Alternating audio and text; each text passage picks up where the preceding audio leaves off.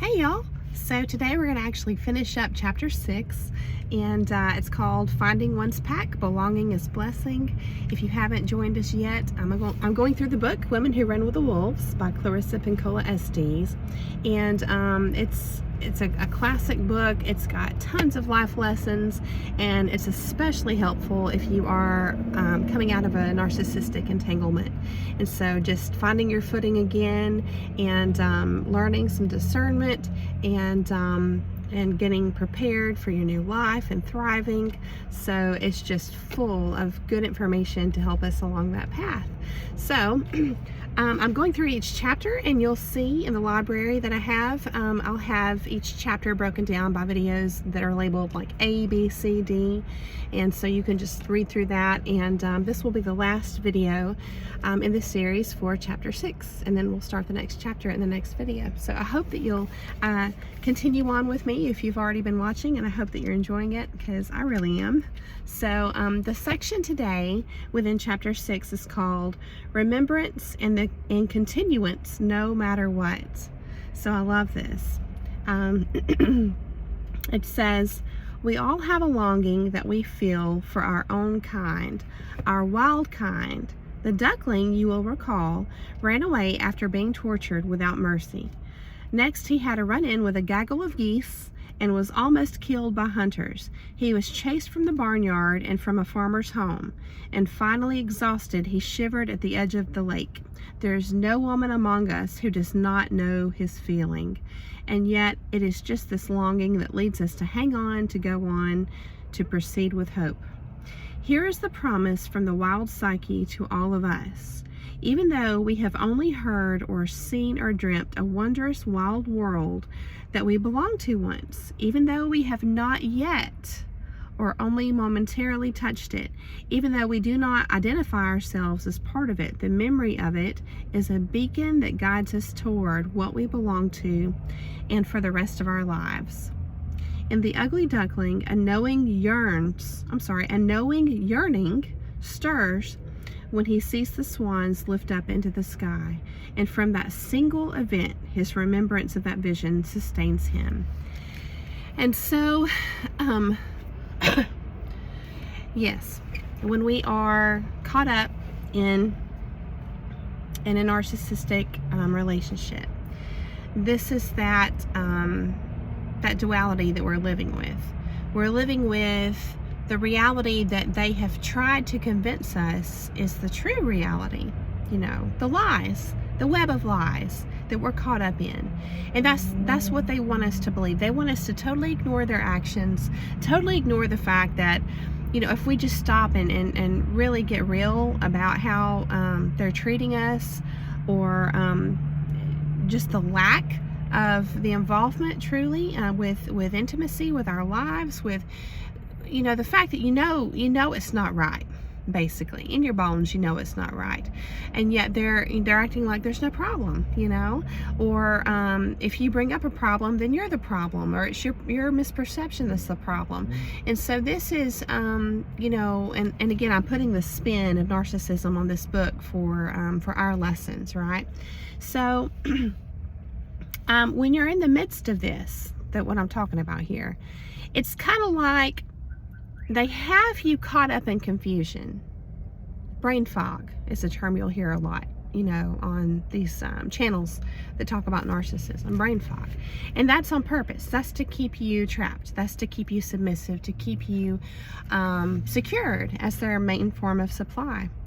And the cool thing is, in the midst of this brain fog or confusion, this web of lies, there's this little spark inside of you that's hanging on for dear life, and it's telling you that something's not right, and that not only that, but you're missing out on where you should be in life. You know what I'm saying? It's like there's a deep knowing that you're not with your people. You're not. And even though you may not see your people readily in front of you, there's a part inside of you that knows they're there somewhere. And just like it talks about, that one moment where the ugly duckling saw the swans, and he just felt this longing. She calls it the knowing yearning that stirs when he sees the swans lift up into the sky. And from that single event, his remembrance of that vision sustains him. It's kind of like, this may resonate with you, I know it did with me, but it's like when you're caught up with this narcissist and you are out amongst other people, and you happen to run into people that you resonate with. Something within these other people calls to your soul, and it's kind of like shining a light on the fact that things are wrong in your relationship. You know what I mean? It's just kind of little hints, from the universe or from God, the divine, that are trying to light your path, the path that takes you on an exit to where you're destined to be, where the path that God has set before you. Because a lot of times, and this may or may not resonate with you, but it certainly does for me. A lot of times when we are in these relationships that are totally wrong, that are totally just bad for us in so many ways, if we're real with ourselves, we have to admit that we ignored a lot of red flags.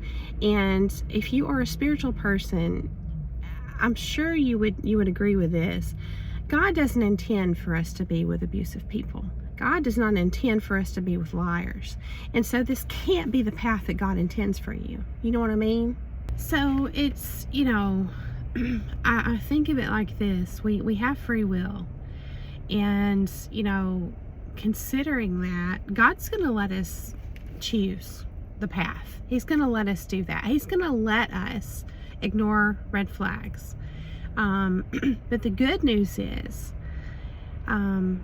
He works in mysterious ways, and He can use our bad experiences to our benefit. And there's a verse about that in the Bible, and I'll drop it in the description.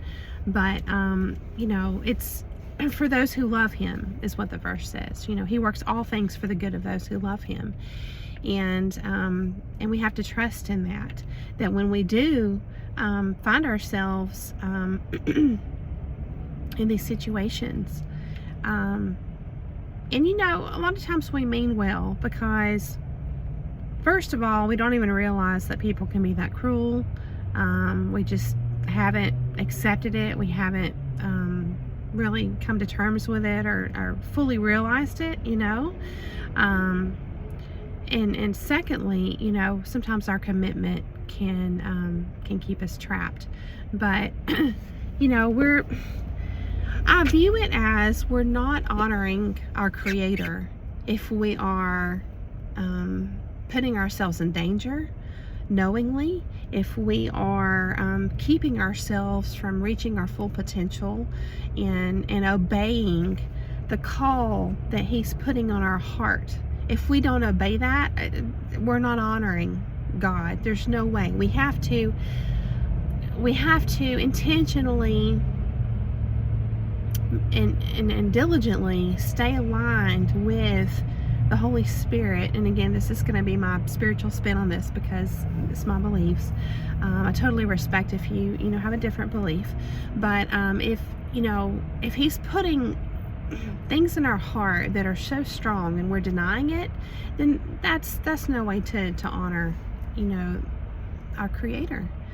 And so I just love how there's little moments sometimes that will call to us when we're in this dark place, when we're entrapped with these people, and eventually we listen to that call. Eventually all these little things add up, and we get strong enough to take a step into faith and to follow that call and that guidance, and to admit that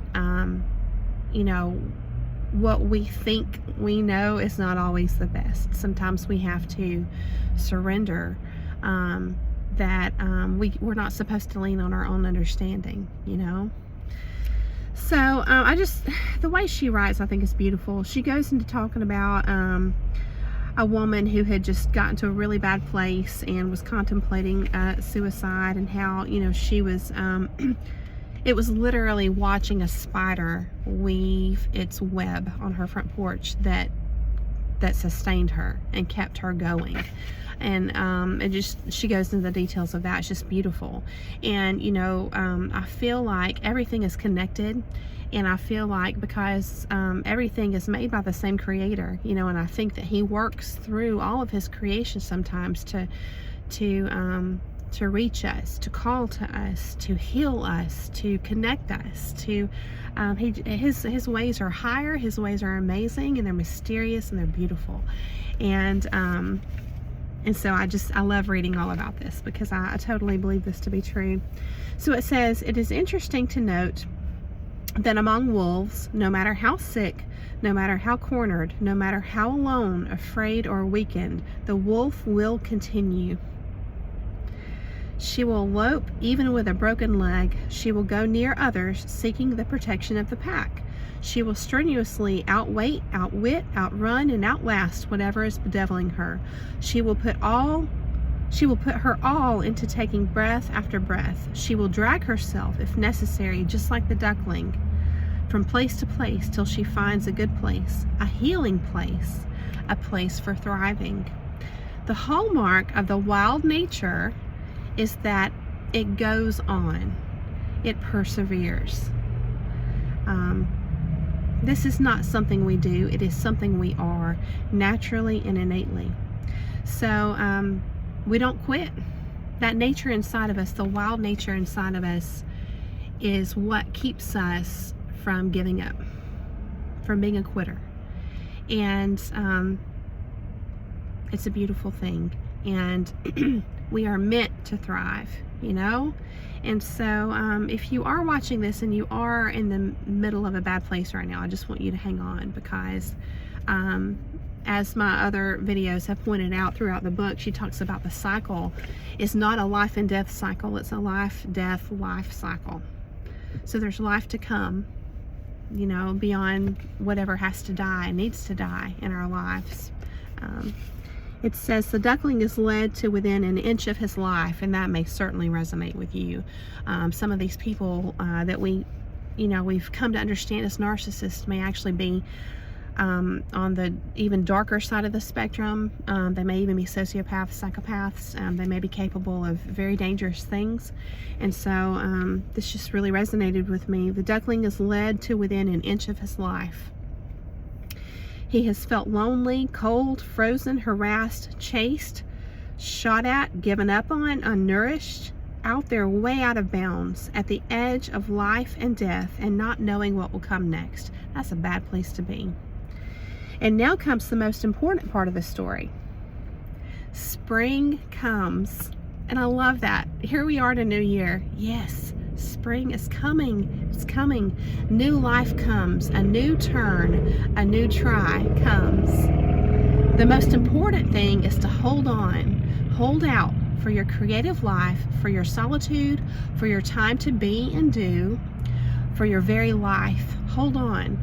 For the promise from the wild nature is this: after winter, spring always comes.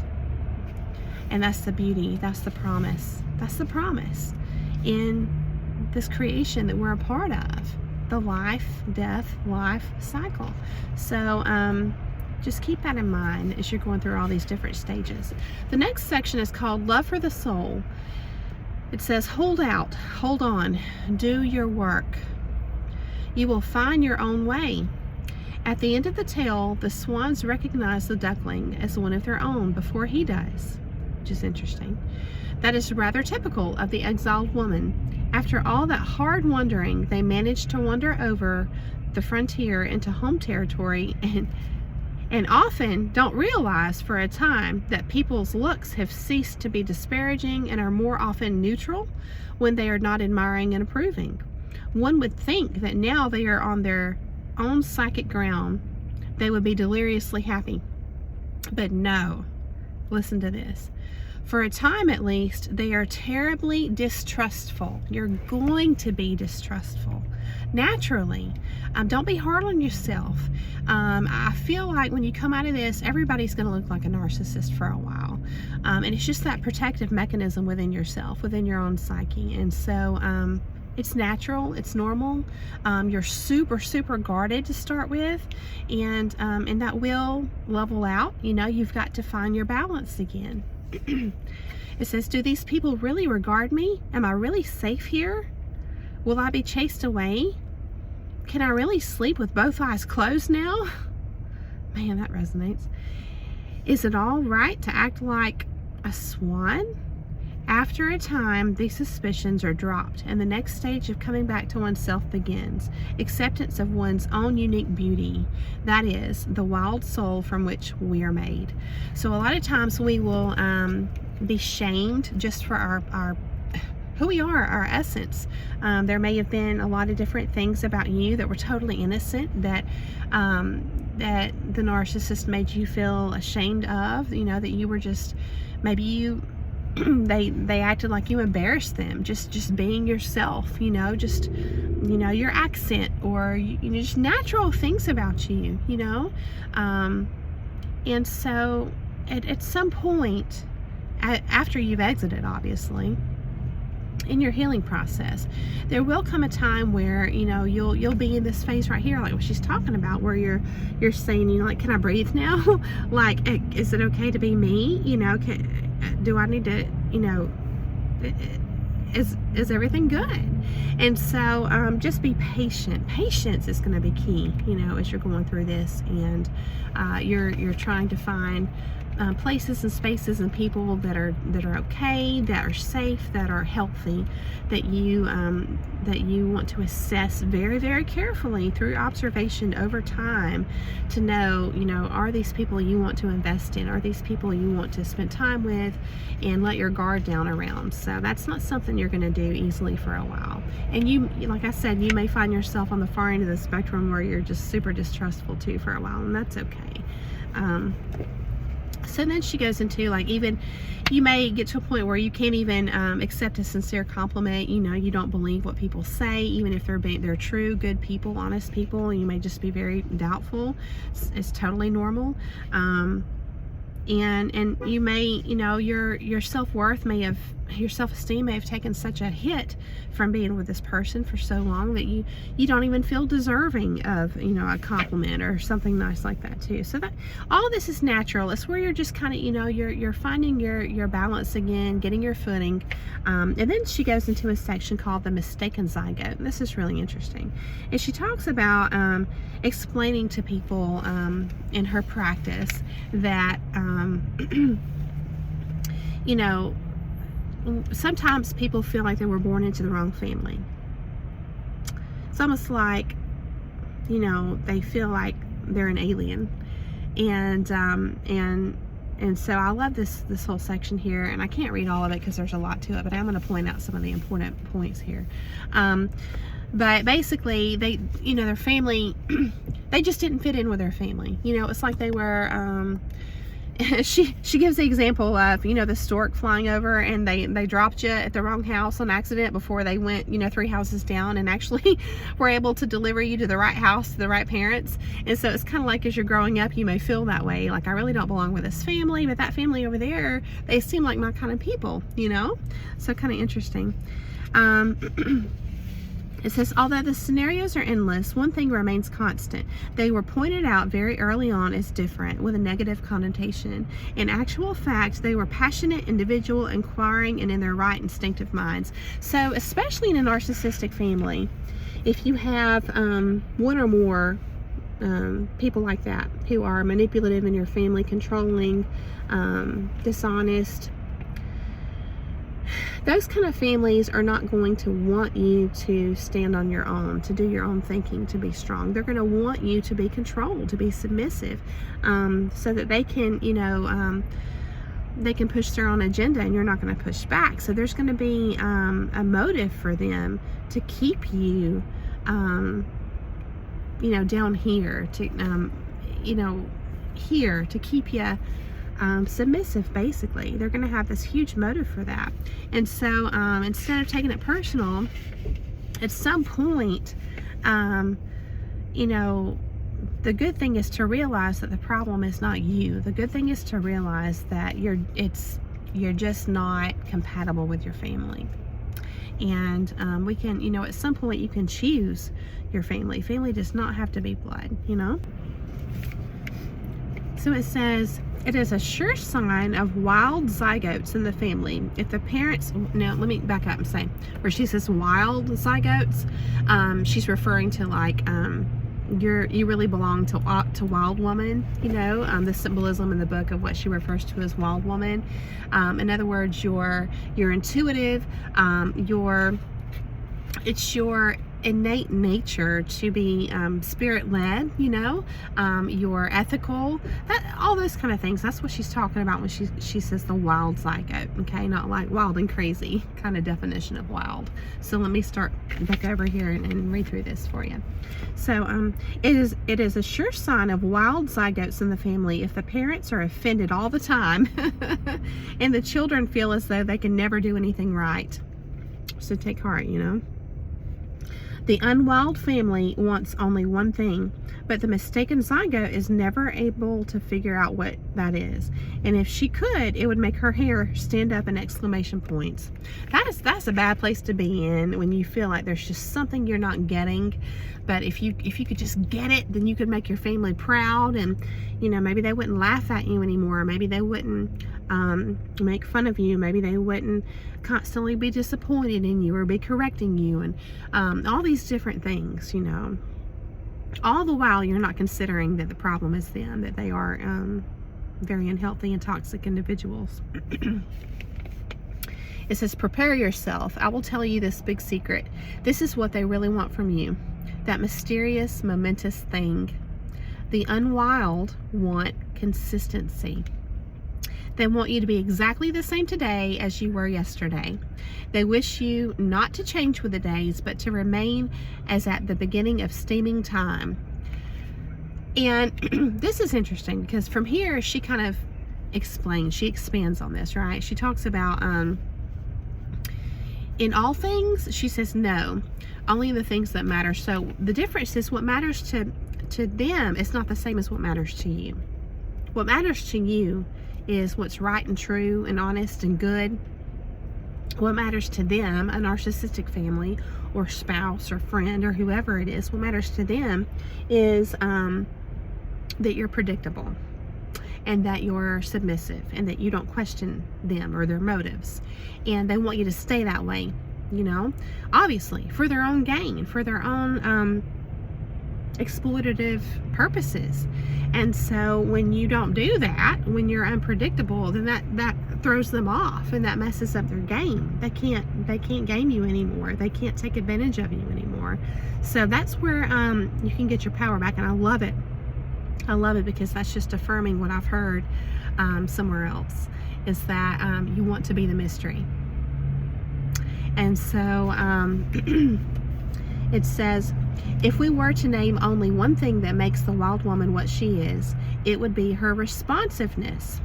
The word response comes from the Latin to pledge, to promise. And that is her strong suit. Her perceptive and deft responses are a consistent promise and pledge to the creative forces. It says, be it duende, I think I'm saying that right, the goblin spirit behind passion, or beauty, art, or the dance or life. Her promise to us, if we will not thwart it, is that she will cause us to live. She will cause us to live fully alive, responsively and consistently so. So when it says responsively, I'm envisioning, like, you know, when you you want to be aware and capable of detecting BS. And not only that, you want to be responsive to it. Not like playing along, because a lot of times, you know, narcissists want you to react, but that's the difference in reacting versus responding. So I'm not talking about reacting emotionally, but responding appropriately. And sometimes that means walking away, just disengaging, because you know, a lot of times that's how you win. So they're not going to expect that, you know. That's going to be part of what they don't expect, part of you switching things up and not being predictable.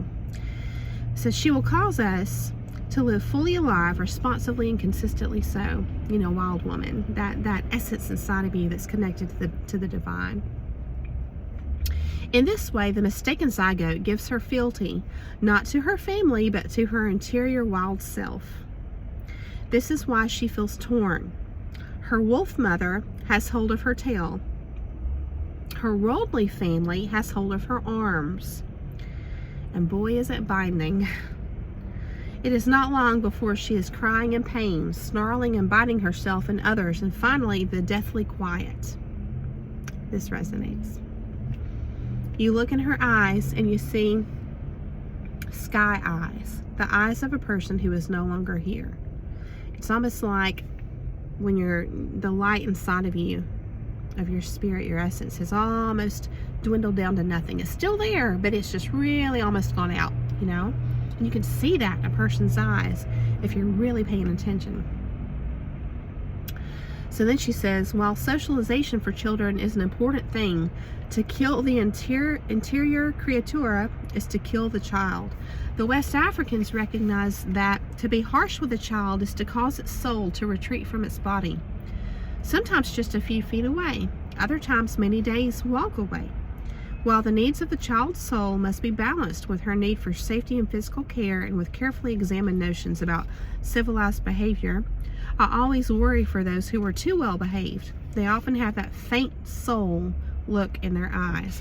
And that to me is something when a child has experienced the extremes, you know, not like common sense kind of parenting where you have to, you know, discipline and teach them and stuff like that, but when it's extreme, when they can't do anything right, when they're made to feel like they're just wrong, you know, in their essence, and as part of what narcissistic parents do to break their child down so that they essentially work for them, so that essentially they're an extension of them. It's a cruel and evil thing. That's how I view that last paragraph there. It says, something is not right. A healthy soul shines through the persona on most days and blazes through on others. Where there is gross injury, the soul flees. Now, it's almost like, I think it's called dissociation. So then she goes into talking about different myths and everything that relate to all this. Like there's a Navajo creation story, and it's really interesting. And again, I just recommend that you buy the book. It says there is yet another issue to be dealt with. Mistaken zygotes learn to be survivors. This is interesting. It is tough to spend years among those who cannot help you to flourish, or I would say don't want you to flourish. Being able to say that one is a survivor is an accomplishment. For many, the power is in the name itself, and yet comes a time in the individuation process when the threat or trauma is significantly past. Then is the time to go to the next stage after survivorship, to healing and thriving. So we need to come to action. There comes a point in the latter stages of healing where we've acknowledged that we were truly a victim. We've acknowledged that we have survived, you know, praise God. And we've, you know, invested in all these therapies and healing work that we need to do. We've likely experienced the dark night of the soul and ego death. And then what? Then what? What it is we're ready for the life part of that cycle. Life, death, and then life again. And that's where, you know, it requires our involvement. You know, we have to be willing to get up and take action. It says if we stay as survivors only without moving to thriving, we limit ourselves and cut our energy to ourselves and our power in the world to less than half. One can take so much pride in being a survivor that it becomes a hazard to further creative development. Instead of making survivorship the centerpiece of one's life, it is better to use it as one of many badges, but not the only one. Humans deserve to be dripping in beautiful remembrances, medals, and decorations for having truly lived and triumphed. Once the threat is past, There is a potential trap in calling ourselves by names taken on during the most terrible time of our lives. It creates a mindset that is potentially limiting. It is not good to base the soul identity solely on the feats and losses and victories of the bad times. Because then it becomes all that you are, you know, totally consuming. They're still winning in that regard. If you're giving them thought, you know, in any way, it's like they're still stealing that time from you and your energy. So we have to shift our focus on ourselves and our own kind and a beautiful future and a beautiful present. It says, while survivorship can make a woman tough as beef jerky, at some point it begins to inhibit new development. And we don't want that. We want there to be life beyond our entanglement with a narcissist. So I hope this has been inspiring for you. That's going to wrap up chapter 6. Chapter 7 is called Joyous Body, the Wild Flesh. So I'm excited for that, and I hope you are too. I hope you'll join me. And I hope you're having a great start to the new year, and I hope you're excited for all the wonderful things to come. And I just thank you guys for coming along this journey with me, and I will see you soon.